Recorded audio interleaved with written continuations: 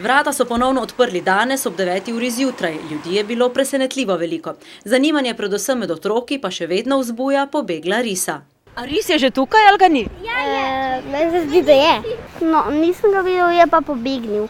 Ja, risa je še vedno med pogrešanimi, tudi ris se je pred nami uspešno skril. Smo si pa zato lahko ogledali druge živali, ki so se danes po 14 dneh spet lahko sprehajale zunaj.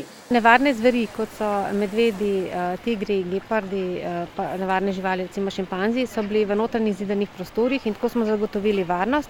No, je pa ta predel živalskega vrta še vedno zaprt zaradi sanacijskih del, tako da obiskovalci ne bodo mogli videti kozoroga, muflona, nočne čaplje in pa jastrebov. A to, da je živalski vrt še vedno na pol gradbišče, ne moti staršev in otrok. Gledamo živali, poudarijo. Opazimo, da je par dreves polomljenih, da je del živalskega vrta zaprt, sicer je pa za otroke vedno enako zanimivo.